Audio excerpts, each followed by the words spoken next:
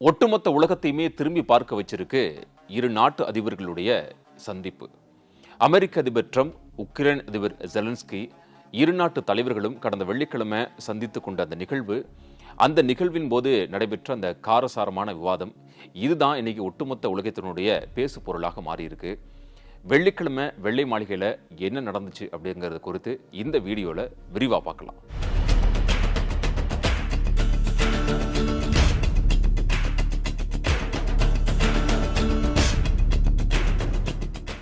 Russia மற்றும் உக்ரைனுக்கு இடையே நடக்கக்கூடிய போரை முடிவுக்கு கொண்டு வரக்கூடிய விதமாகவும், உக்ரைனில் இருக்கக்கூடிய கனிம வளங்களை அமெரிக்கா வெட்டி எடுத்துக்கிறதுக்கான உரிமத்தை பெறக்கூடிய விதமாகவும் ஒரு சந்திப்புக்கு ஏற்பாடு செய்யப்பட்டிருந்துச்சு. இந்த சந்திப்பின் போது அமெரிக்க அதிபர் ட்ரம்ப், உக்ரைன் அதிபர் ஜெலன்ஸ்கி இருவரும் சந்தித்து இந்த ஒப்பந்தத்தில் கையெழுத்திடுறதாகவும் இருந்துச்சு. அதற்கான சந்திப்பு அப்படிங்கிறது வெள்ளிக்கிழமை வெள்ளை மாளிகையில் நடந்துச்சு. இங்க இருக்கக்கூடிய ஊடகங்கள் இந்த நிகழ்வை நேரலை செய்யக்கூடிய ஒரு நிகழ்ச்சிக்கும் ஏற்பாடு செய்யப்பட்டிருந்தது. ரொம்ப சுமூகமாக போயிட்டு இருந்த பேச்சுவார்த்தையில் கடைசி 10 நிமிடம் அப்படிங்கிறது மிகுந்த ஒரு காரசாரமாக ஒரு வார்த்தை போர் முற்றக்கூடிய ஒரு சூழலா அந்த பேச்சுவார்த்தை அப்படிங்கிறது அமைஞ்சிருக்கு. அந்த கடைசி 10 நிமிஷத்துல என்ன நடந்துச்சு அப்படின்னு பார்க்கும்போது, முதல்ல யார் தொடங்குறாங்க அப்படின்னு பார்க்கும்பொழுது ஜேடி வான்ஸ் தான் ஆரம்பிச்சு வைக்கிறாரு. என்ன சொல்றாரு அவர் அப்படின்னா, கடந்த 4 வருடங்களாக, அதாவது இந்த ஜோ பைடன் ஆட்சி காலத்துல செய்தியாளர்கள் சந்திப்பின் போது ரஷ்ய அதிபர் புட்டினை ரொம்ப கடுமையாக பைடன் சாடி இருந்தார். அவர் ராஜதந்திர முறையில் இந்த விஷயத்தை அவர் அணுகலை. உக்ரைனுக்கு ரொம்ப சப்போர்ட் பண்ணி புட்டினை கடுமையாக எதிர்த்து கடுமையாக சாடி அவர் செய்தியாளர்களை சந்தித்ததாக இருக்கட்டும், அமெரிக்காவை நல்வழியில் நடத்துறதுக்கு பைடன் எந்த ஒரு நடவடிக்கையுமே எடுக்கலை. ஒரு நாடு வளர்ச்சி அடைகிறதுக்கு, ஒரு நாடு நல்வழிப்படுத்துறதுக்கு மிக முக்கிய காரணம் ராஜதந்திரம். அந்த ராஜதந்திரத்தை பைடன் கையாளலை அப்படின்னு சொல்லிட்டு ஒரு குற்றச்சாட்டை அவர் முன் வச்சிருந்தாரு. அதற்கு உக்ரைன் அதிபர் என்ன சொல்றாரு அப்படின்னா, உக்ரைனுடைய பகுதிகளில் பெரும்பாலான பகுதிகள், கிழக்கு பகுதிகள், கிரிமியா பகுதிகளில் பல்வேறு பகுதிகளை ரஷ்யா ஆக்கிரமிச்சிச்சு. 2014 இந்த ஆக்கிரமிப்பு அப்படிங்கிறது தொடங்கிருச்சு. இது இன்னைக்கு நேற்று நடக்கல. கடந்த 3 வருடங்களாகவும் 4 வருடங்களாகவும் மட்டும் நடக்கல. 2014 தொடங்கி தற்போது வரை இந்த விஷயம் நடந்துட்டு இருக்கு. பெரும்பாலான இடங்களை ரஷ்யா ஆக்கிரமிச்சிருக்கிறாங்க. எங்களுடைய மக்களை கொன்றிருக்காங்க. அங்கே போர் நிறுத்தத்தை மீறி இருக்காங்க. இது இப்போ நடக்கலை. பைடனுடைய காலத்திலும் நடந்திருக்கு. அதுக்கு முன்னாடி ட்ரம்ப் ஆட்சி செஞ்சார், அவருடைய காலத்தில் நடந்திருக்கு. அதற்கு முன்னாடி ஒபாமா ஆட்சி செஞ்சார், அவருடைய காலத்திலையுமே நடந்திருக்கு. இப்போ ட்ரம்ப் வந்திருக்கிறாரு, அவர் மாற்றுவார்னு நான் நம்புகிறேன். ஆனால் ஒருபோதும் ரஷ்யா செய்து கொண்ட ஒப்பந்தத்தை மீறி தான் செஞ்சுருக்கிறாங்க. ஒப்பந்தத்தை மீறாத நாட்களே கிடையாது. நாங்கள் நிறைய ஒப்பந்தம் போட்டிருக்கோம். போர் நிறுத்த ஒப்பந்தத்திலையும் நாங்கள் கையெழுத்து போட்டிருக்கோம்.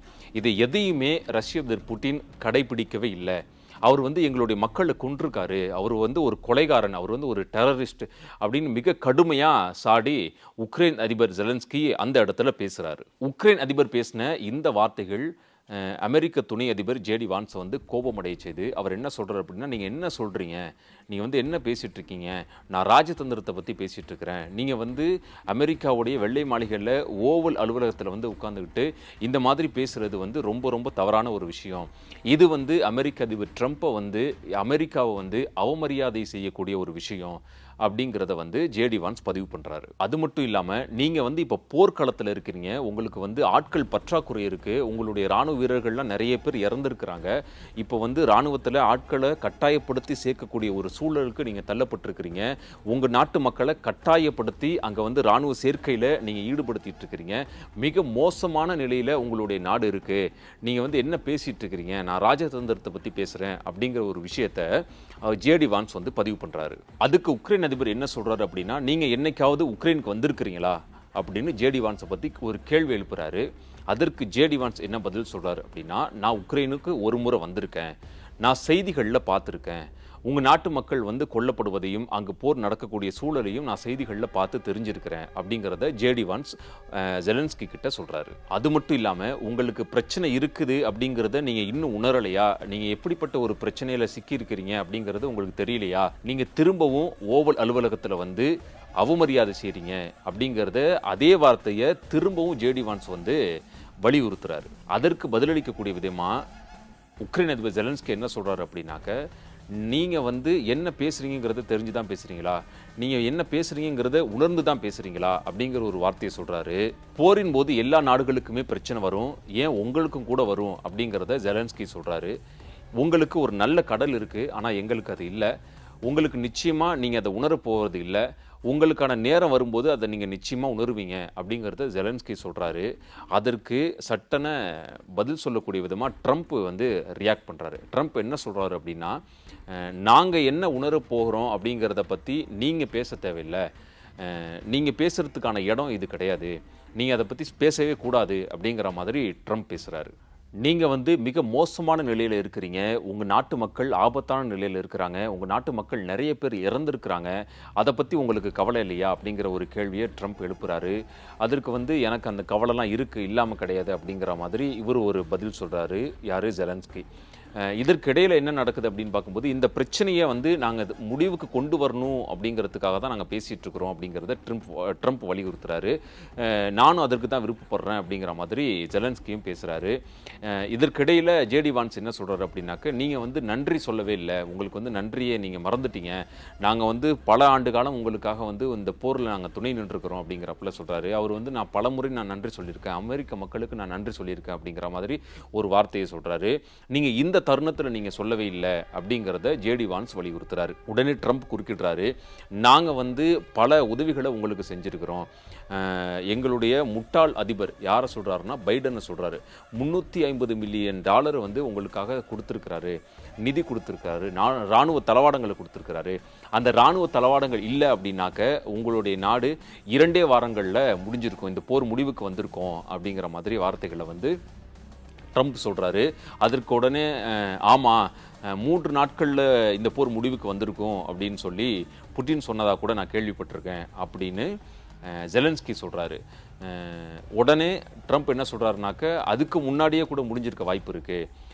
ஸோ நாங்கள் தான் உங்களுக்கு வந்து மிகப்பெரிய உதவிகளை வந்து நாங்கள் கொடுத்துருக்குறோம்.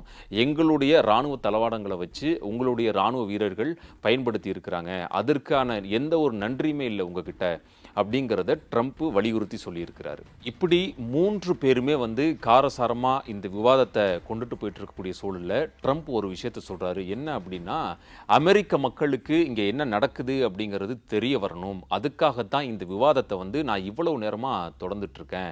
நீங்கள் வந்து ரொம்ப மிகுந்த ஒரு பிரச்சனையில் இருக்கீங்க. உங்கள் மக்கள் வந்து அங்கே உக்ரைனில் செத்துக்கிட்டு இருக்காங்க. உங்ககிட்ட ஆட்கள் பற்றாக்குறை இருக்குது. உங்ககிட்ட இராணுவ வீரர்கள் கிடையாது. உங்ககிட்ட இராணுவ தளவாடங்கள் கிடையாது. நாங்கள் நிதி கொடுத்தாதான், நாங்கள் வந்து இராணுவ தளவாடங்கள் கொடுத்தாதான் உங்களால் வந்து மீண்டும் போரை வந்து அடுத்த கட்டத்தை கொண்டுட்டு போக முடியும். இப்படி இருக்கக்கூடிய சூழலில் நீங்கள் வந்து இந்த மாதிரி அவமரியாதையாக பேசுறது வந்து சரி கிடையாது அப்படிங்கிற ஒரு விஷயத்தை ட்ரம்ப் சொல்கிறாரு. அது மட்டும் இல்லாமல் இங்கே நடக்கக்கூடிய எல்லா விஷயங்களுமே மக்களுக்கு தெரியணும் அப்படிங்கிறதுக்காக தான் இந்த விவாதத்தை நான் தொடர்றேன் அப்படிங்கிற ஒரு வார்த்தையை சொல்றாரு. அதனால தான் இந்த கடைசி 10 நிமிஷம் விவாதம் அப்படிங்கிறது வந்து அங்க இருக்கக்கூடிய அமெரிக்க ஊடகங்கள் வாயிலாக மக்களுக்கு நேரலையாக ஒளிபரப்பு செய்யப்பட்டிருக்கு. இன்னைக்கு இது உலகம் முழுக்க மிகப்பெரிய ஒரு பேசு பொருளாக உலக தலைவர்கள் மத்தியில இந்த ஒரு விஷயம் பதிவு செய்யப்பட்டிருக்கு. ட்ரம்ப் இப்படி பேசிட்டு இருக்கும்போது ஜெலன்ஸ்கி ஒரே ஒரு வார்த்தையை சொல்றாரு. எனக்கு வந்து போர் நிறுத்தம் வேண்டும், அதுவும் வந்து உத்தரவாதத்தோடு கூடிய போர் நிறுத்தம் வேண்டும் அப்படிங்கிற ஒரு வார்த்தையை பயன்படுத்துறாரு. அதற்கு ட்ரம்ப் வந்து கோபமடைகிறாரு. என்ன உத்தரவாதம் வேணும்? நான் தான் போர் நிறுத்தத்துக்கு உதவி பண்றேன்னு சொல்றேன்ல, அதுக்கப்புறம் என்ன உத்தரவாதம் வேணும்? உங்களுடைய நாட்டில் இருக்கக்கூடிய கனிம வளங்களை வெட்டி எடுக்கிறதுக்கு எங்களுடைய அமெரிக்கர்கள் பல ஆயிரம் பேர் வந்து அங்கே வந்து இருந்து பணிபுரிய போறாங்க. அவங்க உயிருக்கு எந்த ஒரு ஆபத்துமே வந்துடாது. அதுவே ஒரு மிகப்பெரிய ஒரு உத்தரவாதம் இல்லையா உங்களுக்கு அப்படிங்கிற ஒரு கேள்வியை எழுப்புறாரு. போர் நிறுத்த ஒப்பந்தத்தை பத்தி எங்க நாட்டு மக்கள் கிட்ட வந்து கேளுங்க அப்படிங்கறத ஜெலன்ஸ்கி சொல்றாரு. ஏன்னா ஏற்கனவே 2014 இப்போ வரைக்குமே பல கட்ட போர் நிறுத்த ஒப்பந்தத்தை ரஷ்ய அதிபர் புட்டினோட ஜெலன்ஸ்கி போட்டிருக்கிறாரு. ஆனா அவர் ஏற்கனவே சொன்ன மாதிரி போர் நிறுத்த ஒப்பந்தத்தை மீறி தான் புட்டின் வந்து பல்வேறு தாக்குதலை வந்து நடத்தி இருக்கிறாரு உக்ரைன் மீது. அதனால தான் அவர் அந்த வார்த்தையை பயன்படுத்துறாரு. போர் நிறுத்த ஒப்பந்தத்தை பத்தி எங்க நாட்டு மக்கள் கிட்ட வந்து கேளுங்க, அப்போ உங்களுக்கு புரியும் அப்படின்னு சொல்லிட்டு. அதுக்கு அமெரிக்க அதிபர் ட்ரம்ப் என்ன சொல்றாரு அப்படின்னா, நான் உத்தரவாதம் கொடுக்க முடியாது, நான் சொல்றது தான் உத்தரவாதம் அப்படிங்கிற மாதிரி ஒரு விஷயத்தை பதிவு பண்றாரு. நீங்க வந்து போர் நிறுத்தத்தை முடிவுக்கு கொண்டு வரக்கூடிய வகையில பேசுற மாதிரி எனக்கு தெரியல, அதனால ஒன்றும் பிரச்சனை இல்லை, நீங்க இப்போ இங்க இருந்து கிளம்பலாம் அப்படிங்கிற மாதிரி ஒரு தோனியில அதிபர் ட்ரம்ப் பேசுறாரு. ஜெலன்ஸ்கியும் அங்கிருந்து ஒரு புறப்படக்கூடிய ஒரு சூழலும் ஏற்படுது. இந்த சந்திப்பு என்பது அர்த்தமுள்ள ஒரு சந்திப்பாக நாங்கள் நடத்தி இருக்கிறோம். உக்ரைன் அதிபர் ஜெலன்ஸ்கி போர் முடிவை கொண்டுட்டு வரதுக்கான ஒரு ஈடுபாடு இல்லாமல் ஒரு நிலையில் பேசியிருக்கிறாரு. அவர் போற முடிவுக்கு கொண்டு வரணும், அங்க அமைதியை நிலைநாட்டணும்னு விரும்பினா எப்போ வேணாலும் அவர் வெள்ளை மாளிகைக்கு வரலாம் அப்படிங்கிற மாதிரியான ஒரு விஷயத்தை அவர் பதிவு பண்ணியிருக்கிறாரு. ஒட்டுமொத்தமா உலக தலைவர்களிடத்திலேயே இந்த சந்திப்பு அப்படிங்கிறது ஒரு மிகுந்த கவனம் பெற்ற ஒன்றாக பார்க்கப்படுகிறது. ரஷ்யா இந்த சந்திப்பு குறித்து என்ன சொல்லியிருக்கிறாங்க அப்படின்னாக்க, இந்த இரு நாட்டு தலைவர்களுடைய சந்திப்பு அடுத்ததா என்ன மாதிரியான நிலைப்பாடை எடுக்க வைக்க போகுது, உக்ரைன் ரஷ்யா இடையிலே இருக்கக்கூடிய இந்த போர் அப்படிங்கிறது அடுத்து என்ன கட்டத்துக்கு எடுத்துட்டு போக போகுது, அமெரிக்கா உக்ரைனுக்கு உதவி கொண்டிருக்கக்கூடிய நிதியாக இருக்கட்டும், ராணுவ தளவாடங்களாக இருக்கட்டும், அதை குறைக்க சொல்லி ட்ரம்ப் உத்தரவு போட்டிருக்கிறாரு. இது அடுத்த கட்டமா எதை நோக்கி கொண்டு செல்லும் அப்படிங்கறத பொறுத்து இருந்து பார்க்கலாம். உடனுக்குடன் செய்திகளை தெரிந்து கொள்ள சன் நியூஸ் பெல் ஐகானை கிளிக் பண்ணுங்க.